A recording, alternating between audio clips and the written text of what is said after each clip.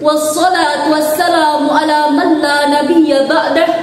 Allahumma salli ala sayyidina Muhammadin wa ala alihi wa sahbihi wa mawala.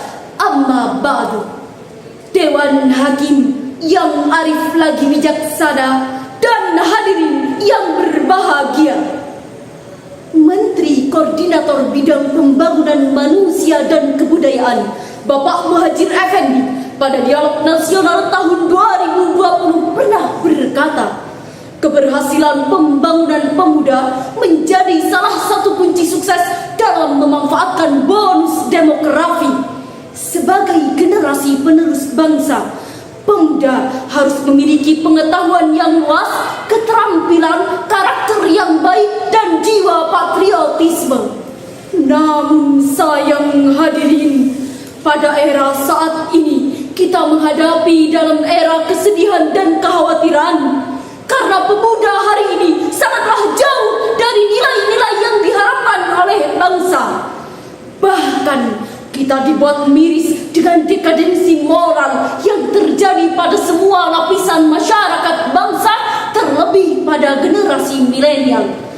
Karena telah terbukti hadirin dalam merajalelanya kasus tindakan kriminal dan kejahatan seperti penipuan, pencopetan, pemerkosaan, judi dan tawuran, serta kejahatan lainnya yang mencerminkan lemahnya pendidikan karakter pada masyarakat kita.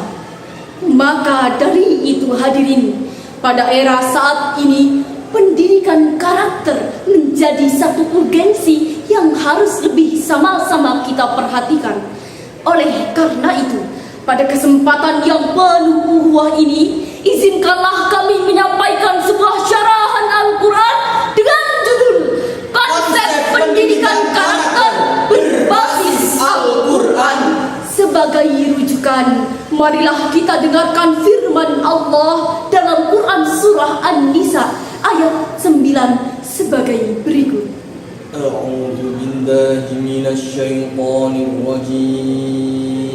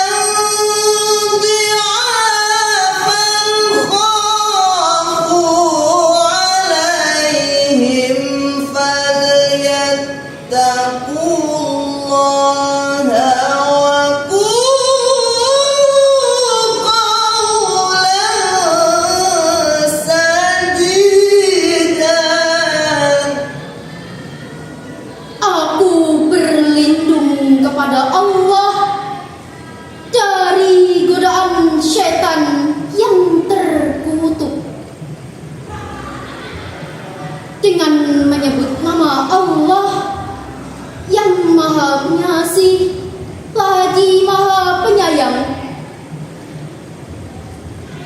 Dan hendaklah takut kepada Allah orang-orang yang sekiranya mereka meninggalkan keturunan yang lemah di belakang mereka, yang mereka khawatir akan kesejahteraannya.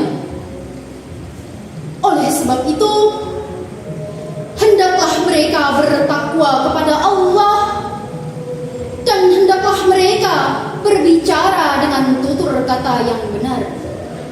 Hadirin yang berbahagia, Badan Penelitian dan Pengembangan Kementerian Agama menafsirkan ayat tersebut bahwa Allah Subhanahu wa Ta'ala mengharuskan setiap umat muslim agar tidak meninggalkan generasi di belakang mereka, generasi yang lemah dan tidak memiliki daya saing dalam kompetisi kehidupan.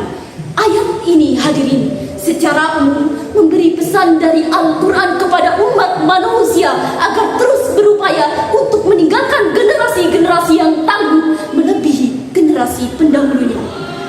Di dalam Al-Quran, kesempurnaan manusia tidak hanya terlihat dari dimensi jasmaniah semata, melainkan dari dimensi rohaniah juga. Pengembangan dimensi jasmaniah hanya akan menjatuhkan manusia ke tempat yang paling rendah atau asfala safilin, sedangkan dimensi rohaniah akan melahirkan akhlak terpuji bagi pemuda-pemudi yang berjiwa Qur'ani.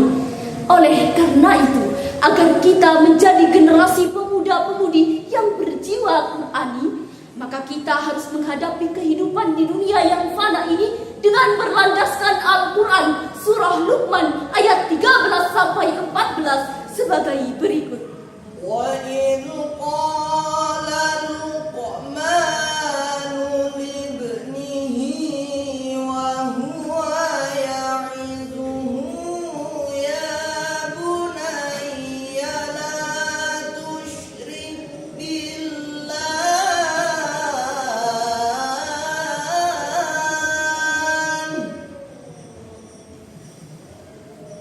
إِنَّ الشِّرْكَ لَظُلْمٌ عَظِيمٌ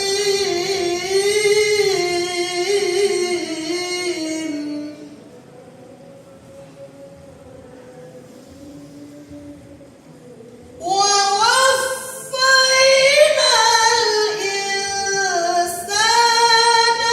بِوَالِدَيْهِ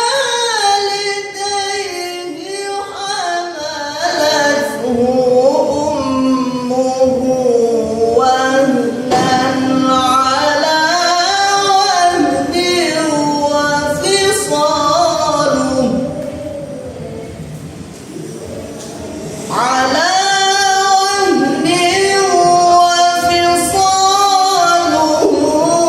في عامين أن اشكر لي ولوالديك إلي المصير. صدق الله العظيم. Dan ingatlah ketika Luqman berkata kepada anaknya di waktu ia memberi nasihat kepadanya, "Hai anakku, janganlah kamu mempersekutukan Allah. Sesungguhnya mempersekutukan Allah adalah benar-benar kezaliman yang besar. Dan kami perintahkan kepada manusia berbuat baik kepada dua orang ibu bapaknya. Ibunya yang telah mengandungnya dalam keadaan lemah yang bertambah-tambah dan menyapihnya dalam 2 tahun. Bersyukurlah kepadaku dan kepada dua orang ibu bapakmu, hanya kepadakulah kembalimu. Maha benar Allah atas segala firman-Nya." Ibnu Katsir dalam kitab tafsirnya menjelaskan kandungan ayat tersebut. Luqman menasehati buah hatinya, maka wajarlah ia memberikan orang yang paling dikasihinya itu suatu yang paling berharga dari ilmu pengetahuannya. Karena itulah Luqman memberi pesan kepada anaknya agar ia menyembah Allah Subhanahu wa Ta'ala dan jangan mempersekutukan dengan sesuatu apapun. Kemudian Luqman memberi pesan bahwa syirik termasuk kezaliman yang besar. Profesor Dr. Sayyid Qutb juga menjelaskan kandungan ayat tersebut bahwa nasihat yang seperti ini tidak menggurui dan juga tidak mengandung suatu tuduhan, karena orang tua tidak mengharapkan kepada anaknya kecuali suatu kebaikan. Syekh Wahbah Az-Zuhaili juga menjelaskan mengapa syirik termasuk kezaliman yang besar, Karena zalim menempatkan sesuatu tidak pada tempatnya, sedangkan syirik merupakan kezaliman yang besar karena berkaitan dengan pokok akidah yang menyamakan Sang Khalik dengan hambanya. Dari tafsir tersebut, kita tahu bahwa syirik kepada Sang Khalik akan menjadikan iman kita terusik. Menyekutukan Tuhan semesta alam akan menjauhkan kita dari surga yang penuh kenikmatan. Sedangkan menyamakan raja dari segala raja dengan hamba sahaya akan menjerumuskan kita ke dalam api neraka yang penuh siksa. Maka dari itu, marilah kita kuatkan iman, tingkatkan ketakwaan demi menggapai kebahagiaan di akhirat yang sudah dijanjikan.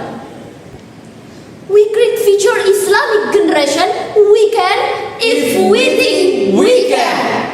Syekh Wahbah Az-Zuhaili dalam kitab tafsirnya Al-Munir juga menjelaskan kandungan ayat tersebut, bahwa Allah Subhanahu wa Ta'ala memerintahkan kepada umat manusia untuk berbakti kepada kedua orang tua setelah bertauhid kepadanya.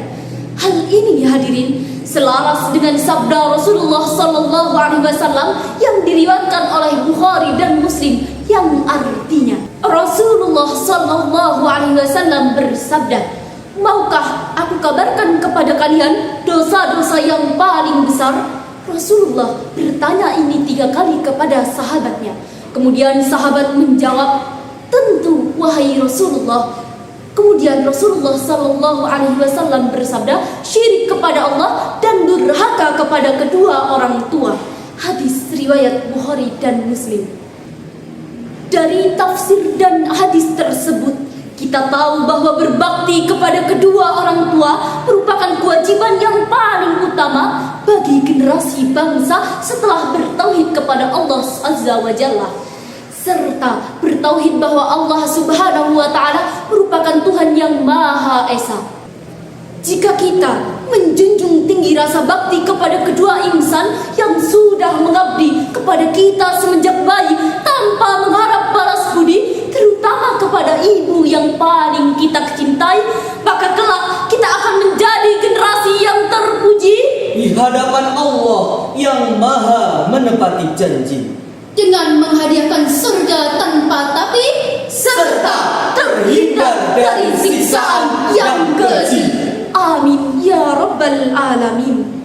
Hadirin yang berbahagia, demikianlah syarahan Al-Quran yang dapat kami sampaikan. Semoga bermanfaat. Mohon maaf apabila ada kesalahan. Wallahul muwaffiq ila aqwamit thoriq.